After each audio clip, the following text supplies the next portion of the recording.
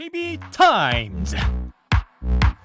더 막내 작가와 함께 시선 집중의 문을 열겠습니다. 어서 오세요. 네, 안녕하세요. 주말 드라마보다 더 기다려지는 방송 엑스트라 더먹갑니다. 네. 이경수 님이 이렇게 보내주셨는데요. 주말 드라마보다 더 기다려지는 방송이라고 해주셨는데 에스더 님은 JB 클루니 님 여전히 멋지십니다. 아침 신사 종배님 건강 잘 챙기세요 라고 해주셨네요. 네. 저는 엑스트라, JB 님은 JB 클루니. A스타인 것이죠. 네, 알겠습니다. 네. 네, 김건희 씨의 허위 경력 의혹을 오랫동안 취재해온 오마이뉴스 윤근혁 교육 전문 기자가 어제 출연을 했죠. 그래서 총 정리를 해주셨는데 김건희 씨가 13년 동안 20건 정도의 허위 이력을 써냈다라고 정리를 했습니다. 그러면서 어제 오후에 추가 보도를 또 내놨더라고요. 김건희 씨가 한 기업체 근무 이력을 수원여대에 낸 이력서와 자신이 쓴 책에 서로 다르게 적었다라는 보도였는데요. 요약하면 이렇습니다. 2006년에 수원여대에 낸 이력서 경력사항에 H컬처 테크놀로지 전략기획팀 이사로 재직했다면서 근무기간을 2003년 12월 2일부터 2006년 12월 12일까지로 적었는데요. 하지만 이 회사의 법인 등기부 등본상 설립일은 2004년 11월이었고요. 본인이 공동 번역자로 참여한 책에는 2004년부터 디지털 콘텐츠 기획이사로 재직했다고 적었습니다. 근무 이력도 다르고 하나는 전략팀 이사, 하나는 디지털 콘텐츠 기획이사, 직함도 살짝 다른데요. 요거 어떻게 봐야 될까요? 뭐 직함 이전에 좀 봐야 되는 게 시점인 것 같은데요. 그렇죠. 그러니까 등기부상 설립일도 2004년이고 책에도 2004년이라고 적어놨는데 유독 수원여대에 여기서만 2003년 12월 2일부터라고 좀 적어놨다라는 점 이걸 네. 봐야 되지 않겠습니까? 그 전에 좀 나왔던 이야기가 통상 겸임교원 지원 자격 요건이 산업체 경력 3년 이상이기 때문에 혹시 이걸 의식을 해서 근무 기간을 이렇게 적어낸 게 아니냐. 네. 아마 이런 의혹인 것 같아요. 이거는 또 본인의 해명이 필요한 부분인 것 같은데요. 등기부 등본상 설립일과 수원여대에 적어낸 어떤 근무 기간이 거의 1년 가까운 그렇죠. 시차를 보이고 있지 않습니까? 네. 예를 들어서 회사가 먼저 설립이 되고 등기부 등본상 설립일이 약간 늦을 수는 있죠. 실무 진행상. 네. 하지만 거의 뭐 1년 정확히 11개월 지금 차이가 되어버린다면 이건 사실은 설명이 좀 어려운 부분이기 때문에 네. 이거는 그러니까 본인이 예를 들어서 지원 자격 요건을 맞추기 위해서 일부러 근무 기간을 고무줄처럼 늘린 건지 해명이 좀 필요한 부분이다 이렇게 정리를 해야 될 것 같습니다. 네, 해명이 좀 필요한 부분이다 정리를 해주셨는데요. 이 외에도 어제 하루만 해도 단독 기사가 여러 개가 쏟아졌습니다. 뭐 서울신문 같은 경우에는 김건희 씨의 그 스카프 상을 사실은 회사 대표가 받았었다라는 거를 쏟아냈고요. 네. JTBC는 단독 보도로 게임산업협회 비상근 명예직이라던 김건희 씨의 이름은 공식 자료에 없었다라는 보도가 나왔거든요. 네. 아담스커님이 정말 하루 이틀 한두 건도 아니고 점점점 해주셨고 에미졸라님은 김건희 씨 어디까지가 진실인가요? 그것이 알고 싶습니다라고 보내주셨는데 국민의힘이 뭐 적극적으로 팩트 체크를 하면서 지금 입장을 내고 있잖아요. 지금 관련 의혹들에 대해서 어떤 입장을 내놓을지 오늘도 시선 집중해봐야 할 것 같습니다. 네. 자, 뉴스와 분석이 함께하는 제이비타임즈 오늘 주목할 뉴스들 챙겨드릴게요. 첫 번째 뉴스 오디오로 먼저 만나보시죠. 국민의힘 윤석열 후보가 90년생 페미니스트 신지혜 씨를 후보 직속기구 수석 부위원장으로 전격 영입했습니다. 정말 어려운 결정을 해주셔서 정말 고맙게 생각합니다. 국민들의 그 지지 기반도 더 넓히고.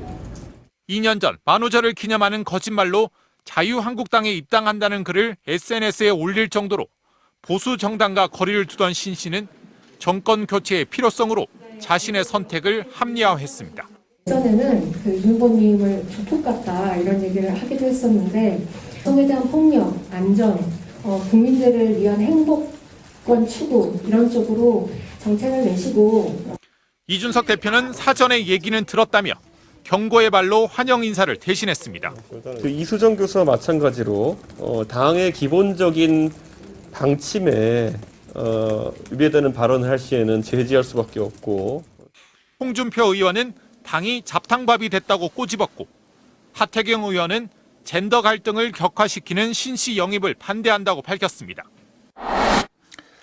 네, 어제 참 많이 화제가 됐던 뉴스죠. 네. 신지혜 씨의 이 선택에 대해서는 저는 별로 말씀드리고 싶은 생각이 없습니다. 세상에는 별별 사람이 다 있고 행위에는 별별 동기가 다 있기 때문에 그걸 일방적으로 어떤 관점을 가지고 재단을 필요는 없을 것 같고요. 네. 본인은 어떤 선택의 결과가 이윤으로 나올지 부채로 나올지는 모르겠지만 온전히 본인이니까 그거 다 짊어지면 되는 문제 아니겠습니까?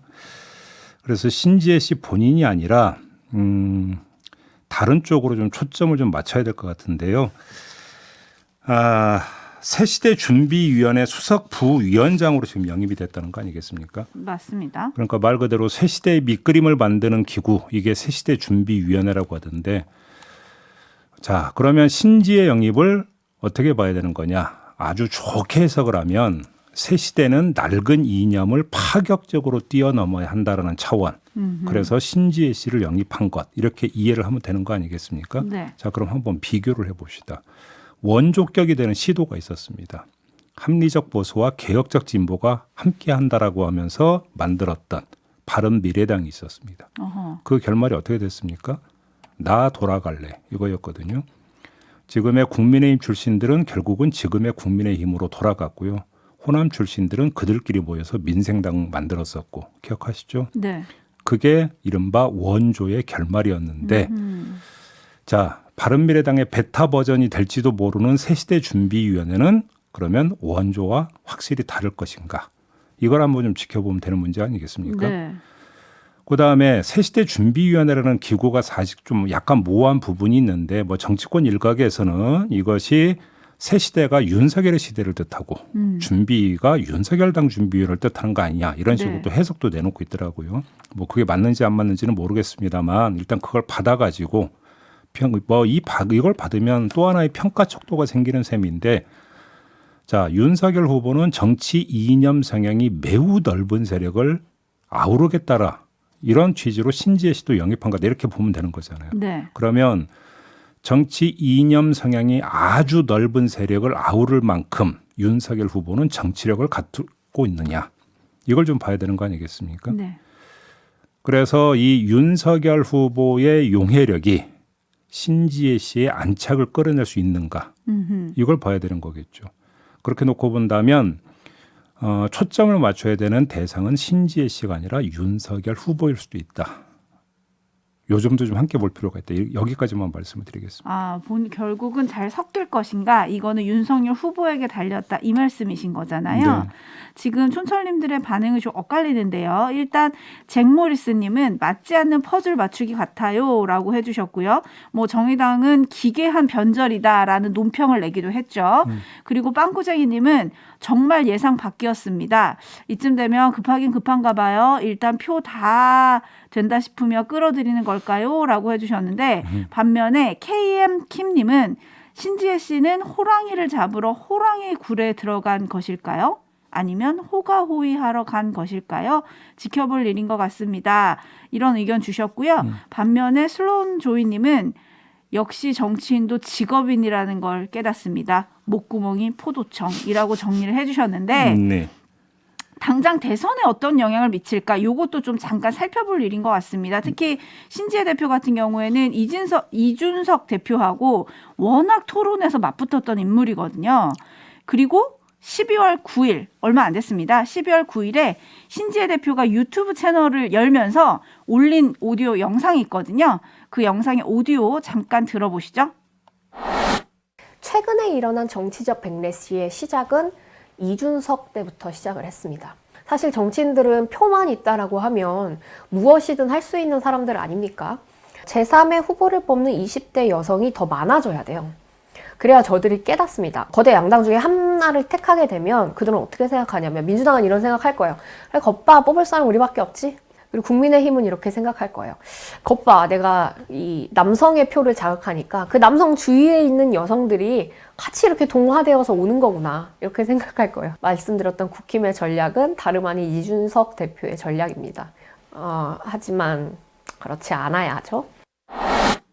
네, 이렇게 말했었는데 이제 열흘 정도 지나서 국민의힘에 합류를 한 건데 어쨌든 신재 대표의 국민의힘 영입이 2030 남성의 표심을 자극하는 거 아니냐 뭐 이런 보도도 굉장히 많던데 대선에 어떤 영향을 미칠까요? 글쎄요. 뭐 뚜껑을 좀 열어봐야 될 것 같은데요.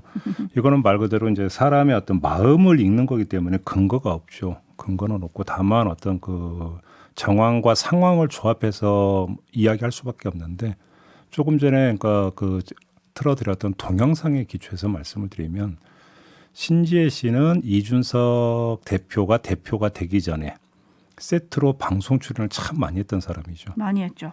그러니까 그 거의 이제 서로 마주 보면서 네. 뭔가 토론 상대였던 사람입니다. 본인이 그렇게 설정을 하고 있고 여기에다가 페미니스트로서 대표가 되는 과정에서부터 대표가 되기까지 젠더 문제에 대해서 대처하는 이준석 대표의 태도, 그다음에 노선 이런 것들을 보면서 내가 들어가서 대척점에서 견제를 하겠다라는 생각을 해서 새시대 준비위원회에 들어갔을 가능성을 배제를 할 수가 없을 것 같습니다.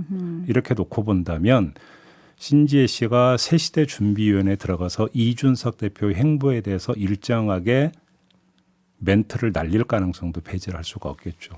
그렇게 되어버리면 그것이 화음으로 비춰질 것이냐 불협화음으로 비춰질 것이냐 뭐 이거는 뭐 대충 가늠될 수 있는 거 아니겠습니까? 네. 불협화음이 노출이 된다면 그거는 뭐 2030이든 이대남이든 이대녀든 표심에 좋은 영향을 미칠 수는 없는 거겠죠. 그것이. 그래서 제가 아까 윤석열 후보가 아우를 수 있는 정치력이 있느냐가 중요하다고 봤던 게 네. 이것을 조정을 하든 어떻게 하든지 간에 그 역할이 윤석열 후보의 몫으로 떨어지게 된다는 겁니다. 근데 과연 그런 준비가 되어 있고 역량이 되어 있느냐. 여기 체크가 돼야 된다는 거죠. 네, 바로 그 점을 체크해야 된다는 거 밑줄 쫙 그어놓고요. 김선정 님이 녹색이 단풍이 되었네요 라고 해주셨는데 어떻게 화음을 이뤄낼지 좀 지켜보도록 하고요. 요거는 잠시 후에 김재원 최고위원과 또 짚어보도록 하겠습니다. JB타임즈 다음 주목할 뉴스로 넘어갈까요? 어떤 뉴스인가요? 박근혜 씨가 어깨와 허리 등의 지병으로 지난달 22일부터 서울병원에 입원해서 치료를 받아왔는데 법무부가 어제 입원 기간이 더 길어질 것 같다고 밝혔습니다. 6주 이상의 치료가 더 필요하다는 정형외과, 치과, 정신건강의학과 등의 의견에 따라서 이같이 결정했다 이렇게 밝혔는데요. 정신건강의학과가 등장하는 거에 밑줄 긋는 언론이 많았습니다. 네. 아무튼 이에 따라서 퇴원 일정은 내년 2월경이 될 것 같다 이런 지금 전망이 나오고 있는데요. 이게 또 하필이면 신년 특사 얘기가 나올 때 나와가지고요. 왜 지금일까요? 말 그대로 오비일학 성격이 뭐 짙어 보이긴 한데요.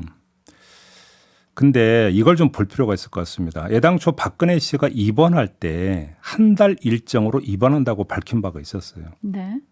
그럼 한 달 일정으로 그러니까 놓고 본다면 그 시점이 그러니까 박근혜 씨가 입원한 게 지난달 22일이었으니까 네. 오늘이 21일이죠. 한 달이 꽉 채워졌죠. 어허. 그러니까 한 달 일정으로 입원한다고 밝혔으니까 지금 입원을 해야 되는데 그러니까 입원 기간이 연장이 되니까 법무부가 밝힌 것. 이렇게 해석을 하는 게 상식이겠죠. 네. 그러니까 정확히 한 달 되는 시점에 입원 연장을 국민에게 알린 것이다. 이렇게 보면 되는 거겠죠. 정치권 일각 예를 들어서 뭐 안철수 후보 같은 경우는 사면은 몰라도 형 집행정지는 해줄 수 있는 거 아니냐 뭐 이런 주장을 하던데요. 잘 볼 필요가 있는 것 같습니다. 몇 달씩 입원해서 치료받는 거 아니겠습니까? 그렇죠 지금. 뭐 그러면 사실상의 형 집행정지 아닌가요? 아. 명목상만은 지금 안 되고 있는 거지. 이 문재인 대통령이 사면이든 형 집행정지 등 결정을 내리고 싶어도 제가 볼 때 지금은 때가 아닌 것 같습니다. 대선을 앞두고 그런 결정을 내려버리면 그 결정이 정치권 일각이 주장하는 통합으로 귀결되는 게 아니라 대선 전략으로 해석될 소지가 다분하기 때문이죠. 그래서 그 결정의 효과도 사실은 국민한테 제대로 전달이 될 수가 없을 거라고만 판단을 할 겁니다. 네. 뭐 할지 안 할지 잘 모르겠습니다만 만약에 정말로 한다면 아마도 그거는 김영삼, 김대중 모델을 검토할 가능성이 높다고 봐야 되겠죠. 단죄를 집행했던 대통령에게 대통령 당선자가 건의해서 실행하는 모델. 아하. 이게 김영삼, 김대중 모델이거든요. 전두환 세대야. 하더라도 이런 시나리오가 그나마 어떤 그 모색될 수 있는 시나리오지 다른 시나리오는 사실은 가동되기가 쉽지가 않다. 이렇게 봐야 되는 것 같고요. 또 한 가지 주목할 점이 이렇게 놓고 보면 시점을 다시 봐야 되는 건데 네. 6주 입원이 연장이 되면서 2월 중하순까지 입원이 이루어지게 되는 겁니다. 여기서 이제 그 치료 효과가 어느 정도 나오느냐에 대해서 뭐 재연장 여지도 있다고 봐야 될 것 같은데 그러면 그 직후가 뭐가 되어버립니까? 대선? 바로 대선이 되어버리는 겁니다. 그렇기 때문에 물론 이런 시나리오에서 지금 움직이고 있다는 얘기는 아니에요. 그런 뜻은 아니고 다만 만약에 뭐 형 집행정지든 뭐가 이루어진다 하더라도 이런 어떤 그 과정을 거쳐갈 가능성은 있다. 물론 형 집행정지라는 게 대통령이 결정한 사안은 아닐 수는 있어요. 네네. 그거는 뭐 법무처는 교정시설 차원에서 이야기 될 수는 있겠지만 박근혜 씨라고 하는 존재가 갖는 위상을 놓고 본다면 대통령의 보고는 당연히 이루어져야 된다고 봐야 되는 것 아니겠습니까? 네. 그래서 드리는 말씀이고요. 가동될 수 있는 유일한 시나리오는 그거밖에 없을 것 같다. 저는 그렇게 생각합니다. 네, 유희님이 왜 대선에서 이슈화하는 건가요? 뻔한 행태라고 꼬집어 주셨는데 문재인 대통령이 올해 신년 기자회견에서는 이렇게 말했습니다. 정치인 사면에 대해 검토한 적 없다. 어떻게 할지 좀 지켜보도록 하고요. JB타임즈 다음 주목할 뉴스는 오디오로 먼저 만나보시죠. 한 컨설팅 회사에 제출한 31살 김모 씨의 입사 지원서입니다.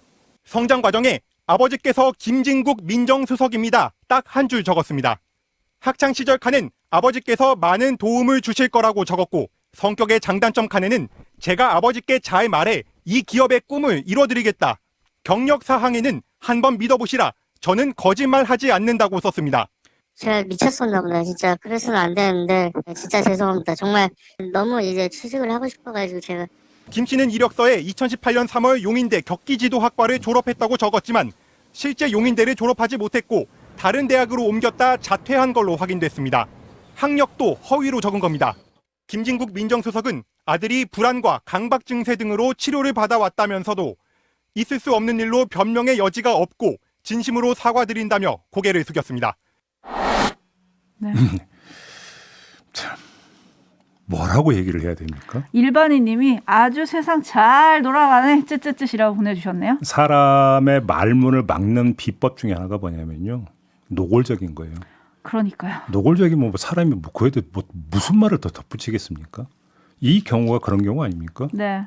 내가 어떤 사람인 줄 알아? 뽑아봐. 당신들한테도 도움 될 거야. 이 얘기잖아요. 네. 지원서 이렇게 쓴 거잖아요. 네. 의역을 그렇습니다. 하면. 이거에 대해서 뭐 평가하고 말 게 뭐 있습니까? 아주 해서는 안 되는 짓을 아예 대놓고 해버린 건데. 그러니까요. 아니 이렇게 노골적인 이력서 저 진짜 처음 본 것 같은데 네. 더 놀라운 거는 이력서 받은 기업이 다 연락했다는 거예요. 그런 것도 있고요. 그다음에 그 이른바 아빠 찬스라고 하는 게 대한민국에서 신조어가 되어버려가지고 네. 그것이 어떤 그 문제점을 계속 발생을 시켰고 거기에 휘말렸던 사람들이 어떻게 되는지 세상에 다 알잖아요. 학습 효과도 없습니까? 이 사람은? 응? 아니면 그런 거 다 무시하는 겁니까? 어떻게 이럴 수가 있어요? 그들과 좀 다르죠. 대놓고 자기가 아빠가 누구라고 한 거. 아 진짜 헛웃음이 나올 수밖에 없는데 네. 7891님이 요즘 이력서들이 고생이 많네요. 거짓말하는 사람들 때문에 라고 하셨는데 이력서만 고생이 아니라 이런 뉴스를 듣는 국민들도 고생을 하고 있는 거예요. 근데 또 하나 짚어야 될 게 사실 학력을 허위로 적은 것도 지금 문제잖아요. 네. 근데 이런 보도가 나간 뒤에 박범계 법무부 장관이 이 기사를 SNS에 올리면서 제가 이 기사를 포스팅하는 이유는 민정수석은 투명하다는 확신 때문입니다. 라고 올렸더라고요. 아니 민정수석이 투명하고 말고를 법무부 장관이 왜 신경 씁니까? 이거 어떻게 봐야 됩니까? 부적절한 처신이죠. 아니 법무부 장관과 민정수석이 어떤 관계인지는 세상이 다 아는데 네. 아 제가 볼 때 민정수석은 투명합니다라고 법무부 장관이 그걸 올린다는 게 그게 적절한 처신입니까? 그러니까요. 아니 그러니까 뭐 본인이 개인적으로 그 생각을 할 수 있겠죠. 혼자 생각하지 왜 그걸 SNS에 올립니까? 법무부 장관직위를 유지하고 있는 사람이. 네. 그것도 법무부 장관과 특수관계에 있는 게 민정수석인데 왜 해서는 안 되는 짓을 왜 이런 식으로 해버린 거예요? 그러니까요. 김진국 수석 뭐 오늘 거취를 표명할 예정이다라는 기사도 있던데 김현숙 님이 아버지를 백수로 만드네요. 라고 꼬집어 주셨고요. 네. 이중희 님이 자기 스펙은 하나도 없으니 아빠 말고 아무것도 없는 건가요? 정혜원이 님이 나는 열심히 자격증 하나라도 더 따려고 노력했다라고 꼬집어 주셨고요. 0623번 님이 이렇게 정리를 해 주셨어요. 대단들 하십니다. 그렇게 마무리할까요? 네, 대단들 하십니다. 네. 자, 기가 찬 아침입니다. 더마카 수고하셨습니다. 고맙습니다.